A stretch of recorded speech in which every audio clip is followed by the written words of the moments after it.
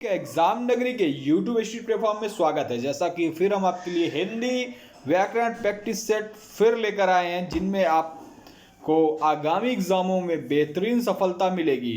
तो चलिए, पहला क्वेश्चन है, पा वर्ग किस वर्ण में आता है? नंबर 1 दंतोष्ठ, नंबर बी कंठोष्ठ, नंबर सी ओष्ठ या डी दंत। तो आप सभी से आशा इसका आप सभी लोग राइट आंसर दे देंगे पहले का ABCD कर, ठीक है। उसके साथ साथ आप सभी भाई बहन, मैं रोज कहता हूं कि आपको मैं एक चीज और बताऊंगा कि आप जैसे मैंने 10 या 15 क्वेश्चन कराए, आपने कितने नंबर यहाँ पाए वो जरूर कमेंट बॉक्स में कमेंट करें। इससे पता लगता है कि हाँ, आपको ये सीरीज से फायदा मिल रहा है कि नहीं मिल रहा।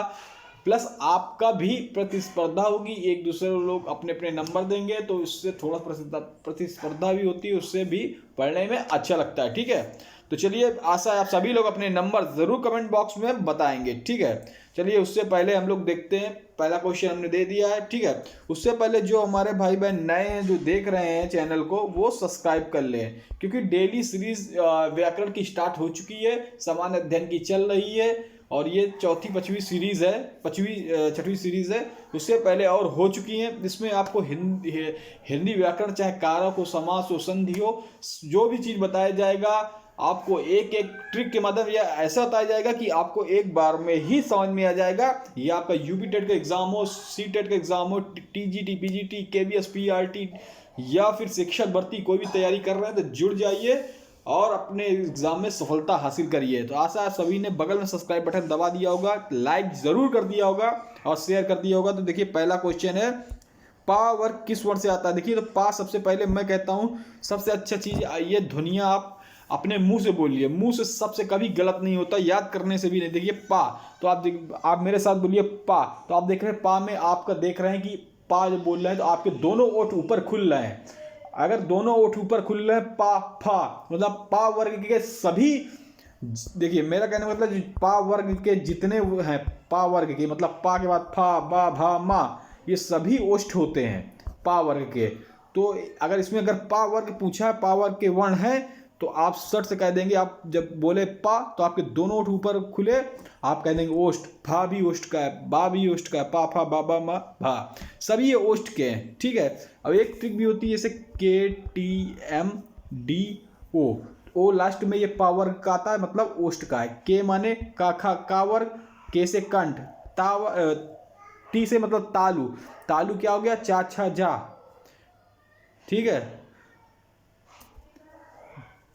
चलिए आगे देखते हैं अगला क्वेश्चन, निम्नलिखित में से कौन सा वर्तनी अशुद्ध है? उऋण, कृत्रिम, दयनीय, अक्षौणी। तो देखिए, इसमें पूछा अशुद्ध है, मतलब 3 शुद्ध है, एक गलत है।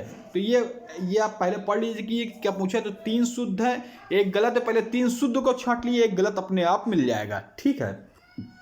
तो देखिए, कृत्रिम आपका सही लिखा है, दयनीय भी सही लिखा, अक्षौणी सही लिखा, उऋण ये गलत लिखा है। यहाँ से आप देखिए, ये एक होता है, चाहे आप तुक्का लगाना जान जाए या फिर आप विकल्प पहचानना, अगर 3 आपको सही आता है तो एक तो आपको चौथा गलत तो आपको मिल ही जाएगा, ठीक है।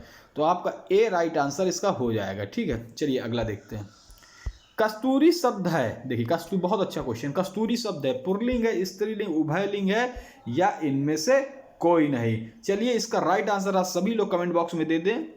जिन्होंने अभी भी सब्सक्राइब लाइक नहीं किया कर दें। डेली क्वेश्चन सीरीज होती है, श्रृंखला होती है, आप इसको जरूर लीजिएगा। आपकी हिंदी में चाहे वीडियो एग्जाम का पेपर दे रहे हो या कोई भी दे रहे हो, या इलाहाबाद हाई कोर्ट का जो पेपर सेकंड स्टेज उसका दे रहे हो, सभी में सफलता दिलाएगी। और खासतौर से वो बच्चे जो KVS, PRT और शिक्षक भर्ती की तैयारी कर रहे हैं और TGT, उनके लिए बहुत ही बेहतरीन श्रृंखला है, ठीक है।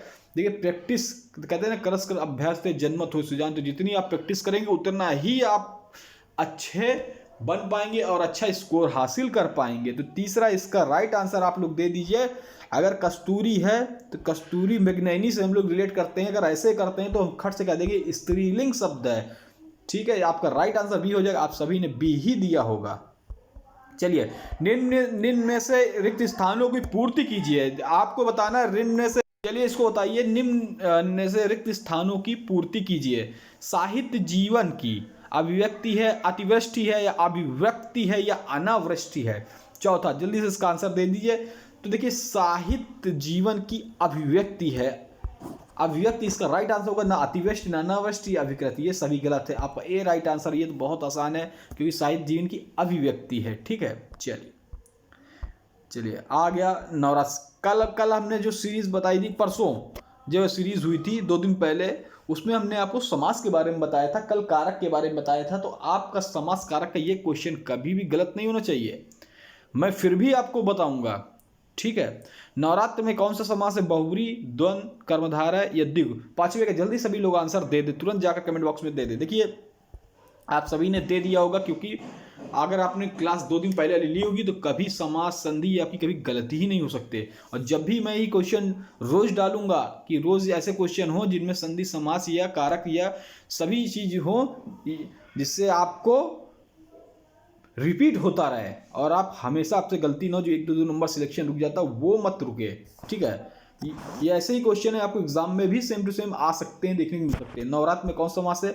देखिए मैं आपको एक एक समास को डिक्लेयर कर दे रहा हूँ। बहुब्री, जो शब्द होते हैं योग रूढ़, जो शब्द होते हैं योग रूढ़ शब्द भी पूछा जाता है तो बहुब्री के अंदर योग रूढ़ भी आते हैं, जैसे जलज, चक्रपाणी, जैसे चक्रपाणी भगवानों के नाम हो गए, योग रूढ़ शब्द हो गए, बहुब्री के अंतर्गत आते हैं। द्वंद्व समास के अंतर्गत आएंगे, जैसे माता पिता, तो ये योजक चिन्ह बीच में रहेगा। भाई बहन, एक दूसरे के उल्टा बीच में योजक चिन्ह रहेगा, एक दूसरे के विलोमार्थी शब्द होंगे। ठीक है, चलिए अब आ जाते हैं कर्मधारय समास।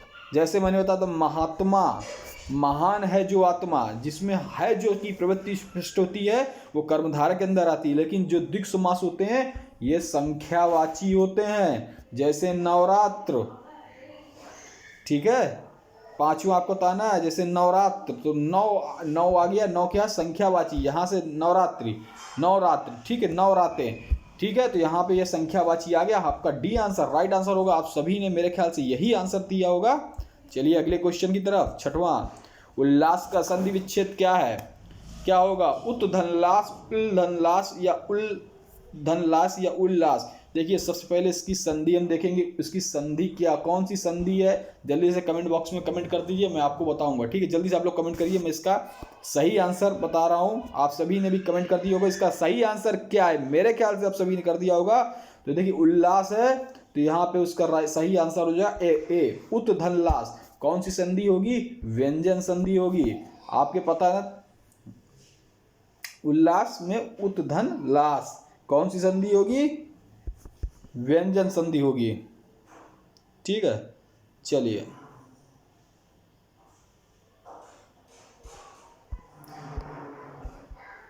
अगला देखते हैं 7वां, जो अच्छे कुल में पैदा हुआ कहलाता है। देखिए ये क्वेश्चन एक बार और आया था, मैंने बताया था कुलीन, संस्कारी, सर्वज्ञ, बहुज्ञ। तो आपको पता है, मैंने कहा था सबके अलग अलग, आपको पता है संस्कारी जो संस्कारक हो, जो सब कुछ जानता हो, बहुज्ञ भी ऐसा ही है। ठीक है, लेकिन जो कुलीन होता है, कुधनलीन, जो अच्छे कुल वाला होता है, इसका राइट आंसर 7वें का ए हो जाएगा, कुलीन, अच्छे कुल वाला कुलीन। कु शब्द माने अच्छा प्रतीत करना। ठीक है, अब 8वां आपको इसका जवाब देना है। विलोम शब्द पूछा गया है, हर टॉपिक से एक क्वेश्चन है। ठीक है, तो उत्कृष्ट का विलोम आपको बताना है, अपकृष्ट, व्यर्थ, निकृष्ट या विकराल। उत्कृष्ट का विलोम शब्द बताइए 8वें का, अपकृष्ट, व्यर्थ, निकृष्ट या विकराल। आप सभी ने इसका जरूर कमेंट में दे दिया होगा। ठीक है, मैं कमेंट जरूर देखूंगा। अभी तक देखिए आप लोग ने लाइक नहीं किया, लाइक कर दें, सब्सक्राइब कर दें, शेयर कर दें, जल्दी से लाइक सब्सक्राइब करें। देखिए 8वें का आपने आंसर दे दिया होगा। अगर उत्कृष्ट का विलोम पूछ दिया है तो निकृष्ट होगा, काफ़ी लोगों ने अपकृष्ट किया होगा, तो अपकृष्ट गलत है, निकृष्ट इसका राइट आंसर है 8वें का सी। ठीक है, चलिए लुटेरा में प्रत्यय बताइए। देखिए प्रत्यय मैं बता देता हूँ, और प्रत्यय से मैं आपको उपसर्ग समझा देता हूँ। अगर उपसर्ग का अगला क्वेश्चन आए तो आप उसको बता दें। देखिए प्रत्यय क्या होता है? प्रत्यय किसी शब्द के अंत में लगा होता है, ये प्रत्यय होता है। उपसर्ग क्या होता है? जैसे यथाशक्ति अव्ययभाव का समास होता है, यथा क्या होता है? उपसर्ग लगा होता है। जो उपसर्ग होते हैं वो आगे लगाते हैं, इंग्लिश में प्रीफिक्स कहते हैं, जो आगे फिक्स होते हैं। ठीक है, उपसर्ग आगे लगा होता है, आगे साइड होता है, प्रत्यय पीछे साइड होता है। आप सभी को मालूम हो गया होगा। अब लुटेरा में प्रत्यय बताइए, ई एरा, आर सी आरा, ये डी लू। जल्दी से इसका कमेंट बॉक्स में इसका राइट आंसर दे दीजिए। तो देखिए लुटेरा है, तो आप देख रहे हैं प्रत्यय क्या लगा है? ए की मात्रा लगा है रा, एरा आपका राइट आंसर बी हो जाएगा। मेरे ख्याल से आप सभी ने बी कर दिया होगा इसका राइट आंसर।